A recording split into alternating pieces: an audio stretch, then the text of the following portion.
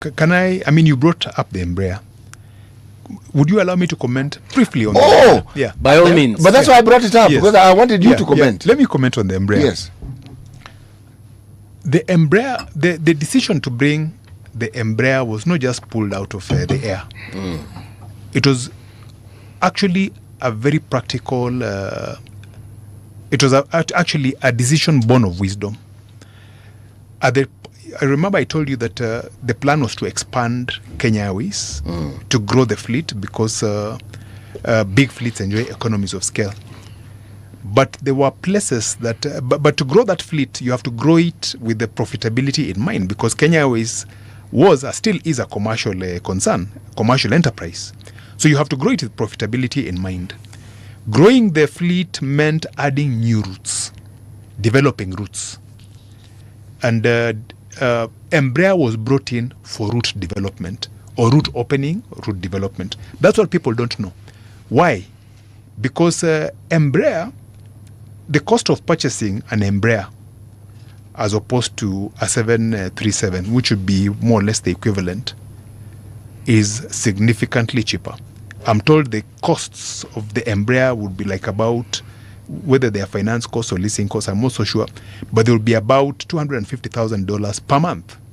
Whereas the 737 is about $400,000 a month. So a whole delta of about $150,000 every month. That is significant when it comes to the balance sheet. And the problem with the 737 in terms of suitability for route opening was that it was too large. Because you have a route, say, like Central Africa, that you want to open, and you announce and you put your flights there. You put the 737, which is a 160-seater plane. Because the route is still being developed, it's new, you get thin traffic. You get about, say, 40 or 50 people each time you fly. It means each time you deploy that plane, you're making a net loss. Because of capacity, you have excess capacity. But you bring in the Embraer. In fact, they had the older Embraers, I think the 160s or something like that. They had the older ones, which were like 60-seater planes. They were. So you put those old planes, old Embraers on these new thin routes or routes that you're developing. Even if you get like 40 passengers, you're okay. Both ways, you're okay. You've broken even. And the assumption is because you're not filled to capacity, you have space in the belly for those 40 passengers, not 60.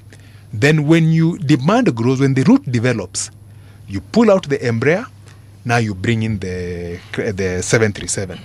Then as it develops further, now you pull out the 737, and now you deploy the 787, the wide body. So that was the rationale.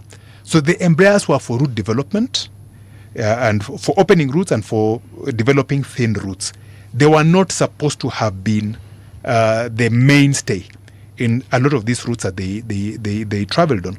But the problem, as I said, was delays in getting approvals. Government approvals for the bigger fleet, for more 737s and for more 787s. It is said that at the time, there was mischief because there were people within government who were talking to a competitor, and the competitor was telling them, look, give us this business as opposed to giving Boeing. But the decision had been made by the management of KQ at that time to have to go with Boeing, for good reason. So that conflict, that push and pull, delayed us. In fact, Kenya was supposed to have been the launch pad for the 787, that's a Dreamliner, on the continent. But because of that push and pull, we lost out to Ethiopia. Ethiopia took our slots, and we suffered that delay.